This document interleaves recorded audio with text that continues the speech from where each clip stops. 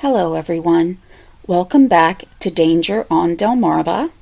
This is a podcast and also YouTube channel that explores tragedies and disasters that have occurred on the Delmarva Peninsula. If you're not familiar with Delmarva, it's an area in the Mid-Atlantic region of the U.S. that encompasses all of Delaware, Maryland to the east of the Chesapeake Bay Bridge, and Virginia to the north of the Chesapeake Bay Bridge Tunnel. I feel it's a wonderful place to live. There are so many gorgeous parks to visit, and we're central to many activities, including being in pretty close proximity to New York, D.C., and Baltimore. And all of these locations explore our history. Delmarva's unique position allows for fast travel between states, or sometimes to distant parts of the state that frankly can feel like an entirely different world. Some of today's episode will take place on the western side of the Chesapeake Bay Bridge. I debated for a while about whether or not to include this case as part of Danger on Delmarva, or if I should use it for my other podcast. But as this case does have crimes that are committed on the eastern shore of Delmarva, as well as there being interstate cooperation between police departments on both Delmarva and the western side of Maryland, I did feel that it should be included. My name is Rhonda Franny Jefferson, and I'll be your host today as we explore the paths that wind around Delmarva. Now, as I mentioned just a moment ago, this episode can be heard on podcast apps as well as on a YouTube channel, so please excuse me sometimes if I use the terms podcast or video interchangeably. Now, with this particular episode, I do know that that it will actually go to at least 2 episodes. I really don't want to make it any more than 2, so I know a good place where I can just divide it into, where the first half will talk more about the actual case and the trials, and then the second part will look more at the reactions, aftermath, other court proceedings after that. Now, I really like doing this show because to me, all of this is real. I live in the area where these events have occurred, and sometimes I'm pretty close to them. Just last week, I'd been at a big box store, and then just very shortly after I'd left, 2 men stole knives that were in a display case, which whenever somebody actually steals knives, it does not really bode well, but they did assault the store security, but thankfully they were caught. Just if anybody lives in the Delaware, Maryland, or Virginia area and would like to see that flyer that came out about it, I will link that as well. But, it's just to show that literally in the matter of minutes or even seconds, something can change. So, for the people that were around that, they were in danger and all they were doing was going to the store. Now, I do just want to provide a couple of disclaimers before we get really into the meat and bones of the episode. So this channel, it does explore many different types of tragedies, which means that any episode may have themes that are disturbing to some listeners or viewers. This episode will have discussions of death, as well as some video or audio, depending on how you're reviewing or viewing this episode. I try not to be graphic unless it is absolutely necessary for the show, but still some events are very intense, so I just do want to give that warning.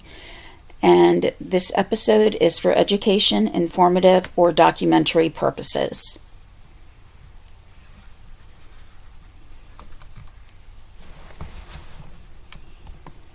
The word remorse.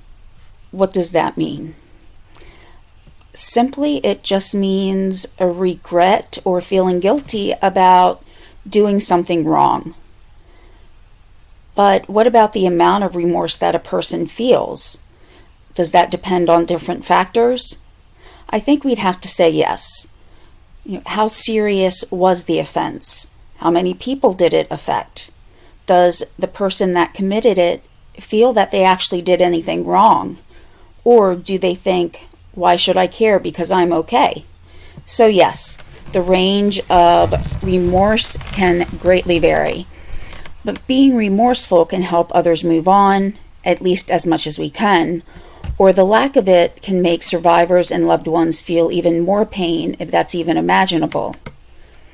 I've spoken previously about knowing a number of people who've been murdered, and I've actually managed to, I don't want to say forgive, but accept that 2 of them are remorseful. Now, one of these days I might cover the stories. Right now, it's even years later very difficult to get into them in much detail.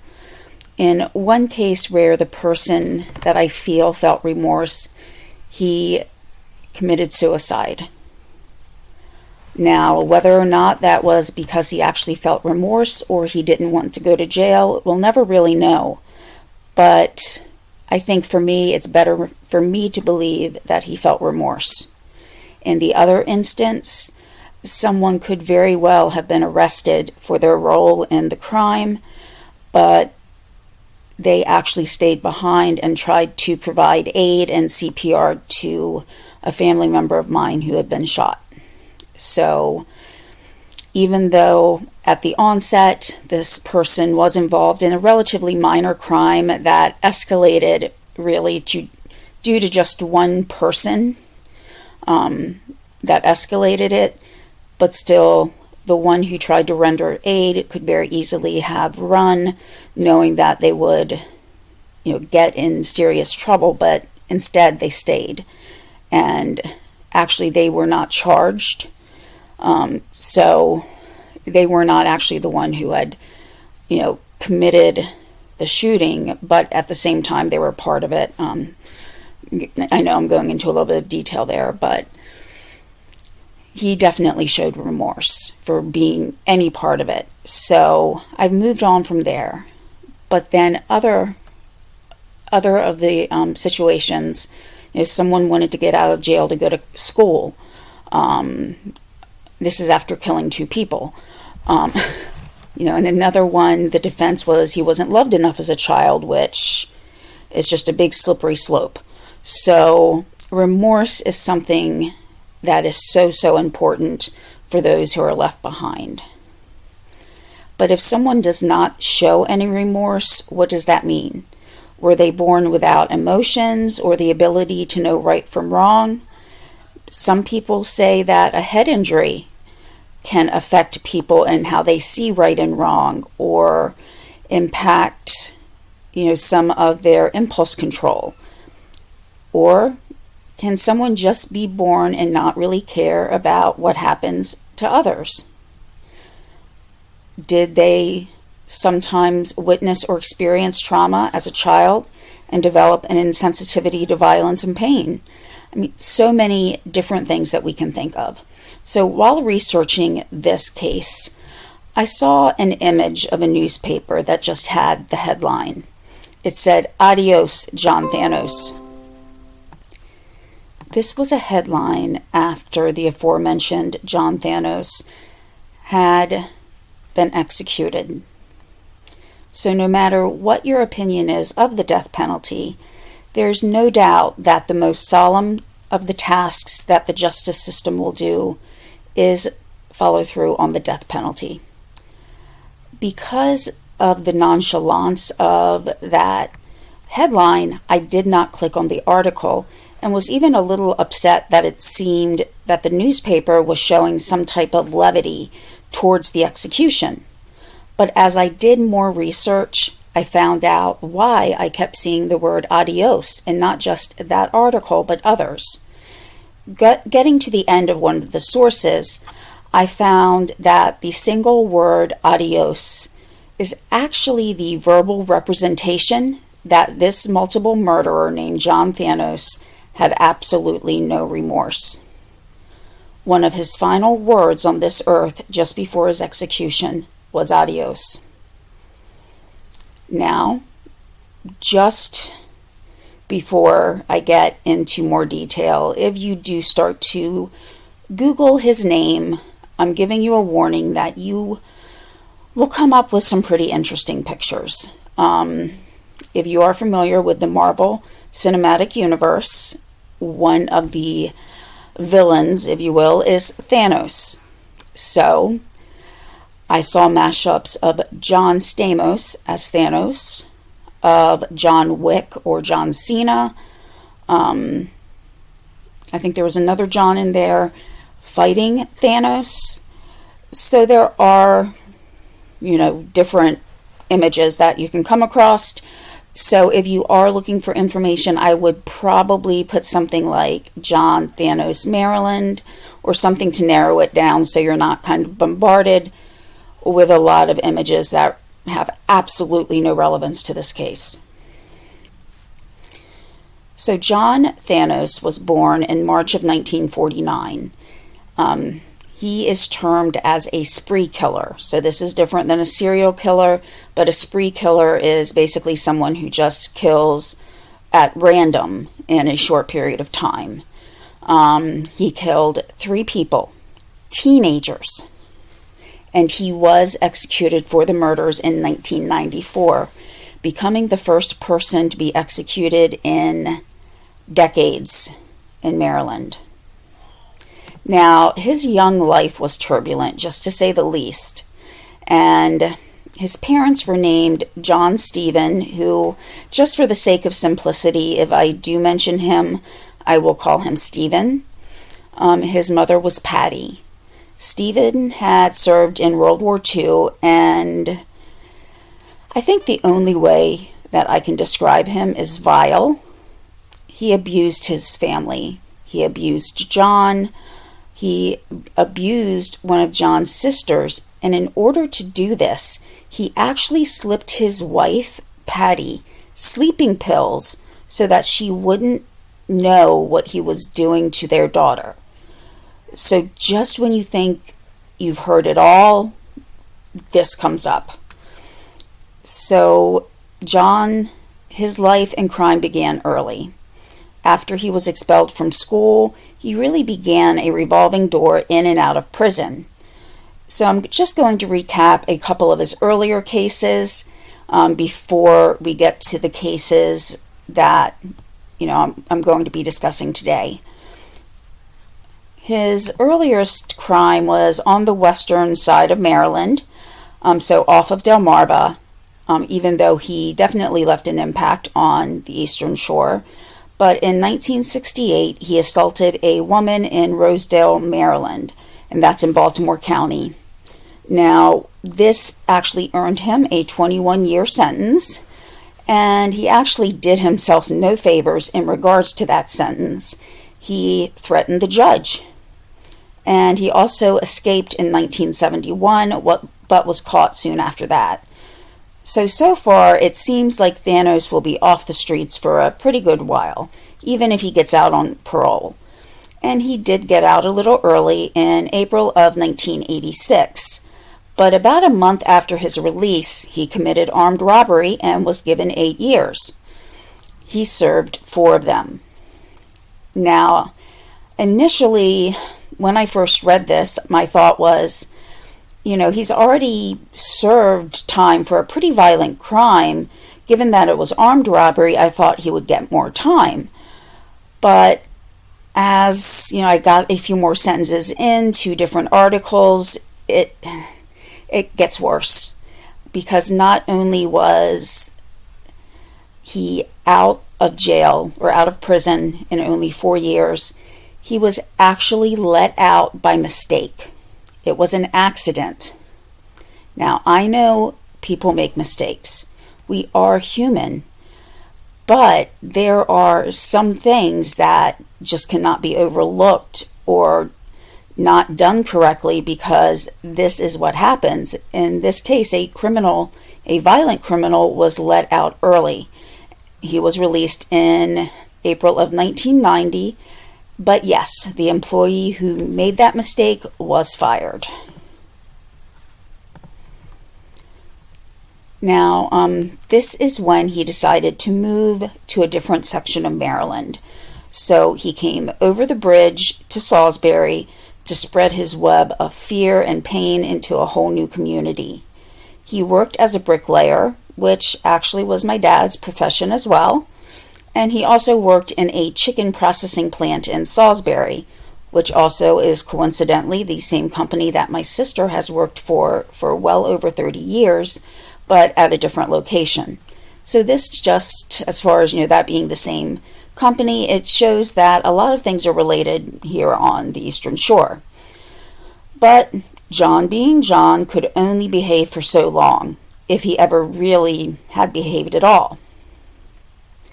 Looking at the timeline of events, he was released in April, or let's just say the spring of 1990, and the summer of 1990 brought the charges that would change so many lives.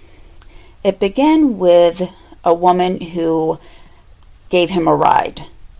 She picked him up and he exposed himself, and she did report this. Well, as with so many criminals, he was afraid that he would be going back to prison. And unfortunately, instead of just trying to hide or lay low, he took things in a whole different direction. So this was late summer by the time all of this occurred, and he did something rather impetuous by quitting his job. And then he bought a semi-automatic rifle, a .22 caliber. He sawed the barrel down so that he could carry it in a smaller doctor's bag, and this was on August 29th, 1990. That night, he kidnapped a cab driver, Milton Marcy. He stuffed him into the trunk and threatened to kill him if he didn't cooperate. Thanos drove around for hours. All the while, the poor driver was in the trunk of what would have most likely been a hot and muggy day. And he had to have been so scared of what the kidnapper would do. But eventually Thanos did abandon the car, with the driver supposedly or relatively unharmed, but there really wasn't much information about his condition or if he suffered with dehydration or heat-related symptoms, because it had to have gotten extremely hot in there. I do find it amazing that really an important factor in the case is left out of many articles. I actually did not find his name until I was looking at the last of my sources. So, I just found that interesting, that it wasn't mentioned earlier on or what his condition was. Now, 2 days later, Thanos was hitchhiking. An 18-year-old named Gregory Taylor stopped to give him a ride. Thanos told Taylor to drive to a wooded area. Remember, Thanos had the gun, so of course Taylor would be, complying with his demands.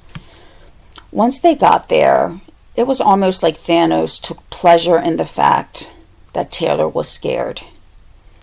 Thanos said that the young man begged for his life, and in fact, at one point used the term whined. And Thanos then shot the Mardella high schooler 3 times. This was done near Salisbury, so it was on the Delmarva Peninsula. He then took Taylor's car and even tried to alter his appearance some to look more like Taylor. On September 1st, Thanos found he needed what every driver needs at some point in time: fuel. By this point, he had crossed over into Baltimore County, Essex to be specific, and so at this point was off of Delmarva for the time being. There he went into a gas station, but he didn't have money to cover the gas. The clerk at the store was a young 16-year-old named Billy Winebrenner. Now, of course, Thanos didn't have money to fall back on. He didn't have a savings since he'd spent most of his adult life in jail. But he did have his father's watch. He made a deal with Billy and gave him Stephen's watch. In return, he got $20 in cash and some gas. And here, I guess we could say Billy was almost acting like a pawnbroker, because he would let Thanos buy back the watch for $60.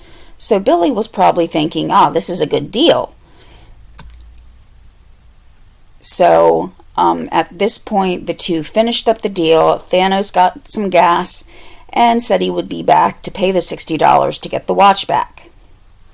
The following day, on September 2nd, Thanos robbed a convenience store in Salisbury, so back onto Delmarva. This just goes to show how easy it was to go back and forth from area to area. And his MO, which was to shoot someone in the head, he followed that again. But this time, the store clerk thankfully did survive. So he did commit armed robbery at a convenience store in Salisbury, but the clerk did survive. The total taken in the robbery was less than $100. It was a grand total of $96. Now, the following day, Thanos went back to the gas station where Winebrenner worked. And he did happen to be working at that time, as well as his girlfriend named Melody Pistorio was visiting him there too, just to kind of keep him company and to pass the time. Now, Winebrenner did not bring the watch to work with him. From what I understood, there was no specific time frame for Thanos to come back, and this was also the time before cell phones, so it's not like they would have just been texting back and forth, would have gotten each other's numbers or anything. So he had given the watch to Melody to keep in the jewelry box, and while I think some people may have found this inconvenient, thinking that the teen would bring it to work every day until Thanos came back to claim it, Thanos may have been thinking that the teen would just bring it every day. Things just did not seem to have been really worked out as to when he would be coming back. So, Winebrenner did not think of bringing it to work each day. So this, of course, enraged Thanos. One of my first thoughts was, would there have been a guarantee that Winebrenner would have actually been working or not? But he got angry, and once again, he robbed a store. He pointed the gun at the teenager, and Billy complied with his request. He gave him all the money from the register, but John Thanos would not leave it at that.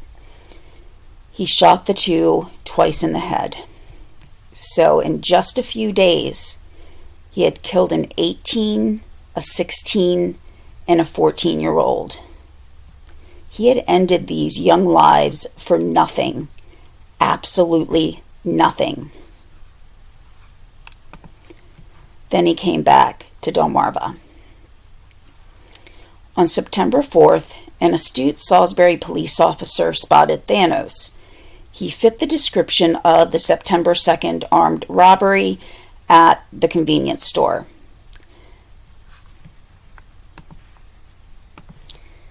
This is where I think it becomes important to recognize that when somebody is traveling back and forth from one side of the bridge to the other, which is really how we differentiate, over the bridge is in the Baltimore area, on the other side of or if you're from Baltimore, you might be saying over the bridge is then on Delmarva. It's really, even though it's just a bridge, it does feel like there's this separation. So even though there have been a few different cases, you've had a convenience store robbery in one county, on the other side of the bridge you've had another convenience store robbery that resulted in 2 deaths. Back into Salisbury, Gregory Taylor at this point is just known as being missing. So all of these cases, these 3 cases, as well as the poor cab driver being in the trunk of the car, we have all of these things going on, and we have to wonder if the police were actually putting any of this together. Frankly, there's so many things that happen each day. Who's really going to think that these 3 seemingly unrelated crimes, or 4, I should say, are related at all? Most people probably wouldn't. So when the police officer saw Thanos, he's probably thinking this is the convenience store robbery suspect, but nothing more. But kind of on a scary thought, that would mean that there were 3 violent criminals roaming Maryland. Now, the officer did pull the car over, and as you may have realized at this point, Thanos was not going down without a fight. As the police walked towards the car, he began to fire at them. Now, amazingly, the shootout did not harm anyone. Nobody was hit. This would have almost been miraculous, as this was on the side of the road, and a stray bullet could have easily hit a motorist or a pedestrian, someone riding a bike, anybody basically. But thankfully, no one, was injured. Unfortunately, they were not able to apprehend Thanos, and he was able to get away by driving his car, or actually Taylor's car. He knew that the vehicle would be spotted. So he put some distance between himself and the police. He abandoned his car and walked through a forested area and managed to get a passing car to stop. And, again, being Thanos, once he did, he pointed the gun towards the driver and directed him to drive towards Delaware. So this would have been going north. The driver, of course, did as he was told, or she. There really isn't much information that I saw on that. Now, later in Smyrna, Delaware, an officer did spot Thanos. So, presumably by now, police departments all over Delmarva, probably New Jersey, Pennsylvania, the western side of Maryland, all of Virginia. Those are usually the areas that are covered if, there's a crime in that area, just to cover all of the bases of where someone might flee.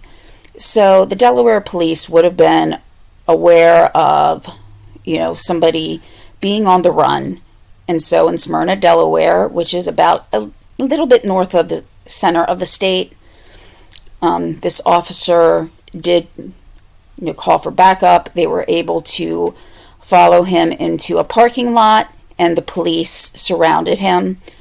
The hostage was able to, use the unexpected ambush by the police to run away. But, of course, Thanos started to shoot at the police. They shot back. Thanos ran out of ammunition. And thankfully, again, no one was injured. There was a lot of property damage, especially to vehicles, but nobody further was shot. Thanos, being out of bullets, did surrender. While being interviewed with the Smyrna police, he did reveal the details of his crime, and they were even able to get that recorded. So in other words, there would be pretty much no defense. He also repeated the same confession to Maryland police because he was turned over to Maryland on September 5th. So that is a pretty quick turnaround time to have him go back to another state. The trials began in 1991, and a trial can be very traumatic for the family who's lost a loved one at the hands of a vicious criminal, and every day, if they choose to attend, they'll see that person or persons sitting at the table with their defense attorney, and with that attorney doing his or her job no matter what to raise a reasonable doubt of whether or not their client committed the crime, or to bring other factors into the case that might mitigate or lessen their responsibility. Sometimes that client, though, can do things so outrageous that the defense attorney kind of has their work cut out for them. Now, what was deemed his lesser charges, which, I know that was a descriptor that was used to describe them, but really, these charges are still very serious, especially for those that lived through it. So, the first charges that he went to trial for were the kidnapping of the cab driver and the armed robbery of the convenience store where the clerk survived. So the fact that these are actually being considered the lesser offenses is really mind-boggling. Something so serious and it only gets worse. The other cases, the 2 murder cases or trials, because they were separated with Taylor on the Eastern Shore and then Winebrenner and Pistorio in Western Maryland. There were changes of venue for those 2 cases, but given that he committed violent crimes on both sides of the bridge, even traveling into Delaware, I'm pretty sure that the majority of the people in any county that would have been in the jury pool probably had heard of him.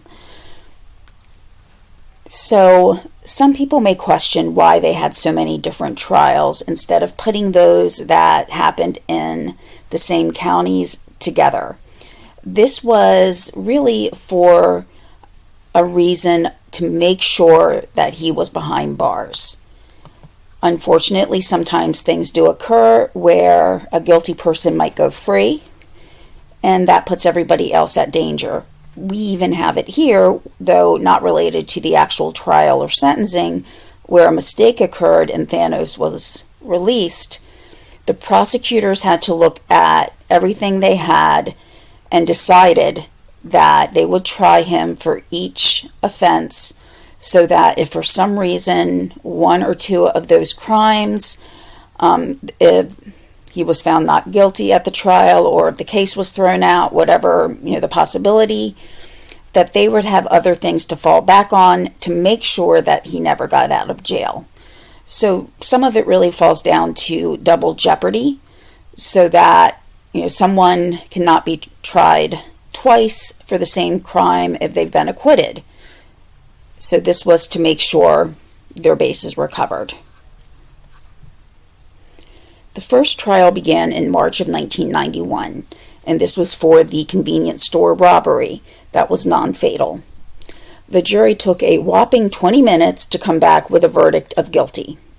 He was sentenced to 50 years. So I began to wonder if the long sentence was doled out due to his long rap sheet, if the judge was taking in the atrocities that he had committed, or both. In June of 1991 was the kidnapping of Milton Marcy, when that trial began and ended very quickly. And, all I keep thinking about is this poor man being in that trunk when it was so hot. An earlier case that I covered was where teenagers kidnapped an elderly woman and she was left in the trunk, and I just cannot even begin to imagine the fear that they had to feel. And, again, being on this hot day, I'm just surprised that there wasn't more mentioned about his condition that I could find, to just address what he went through.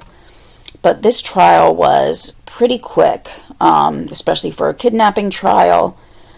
The jury really took very little time. It didn't last a day in total, and he was found guilty and sentenced to 50 years.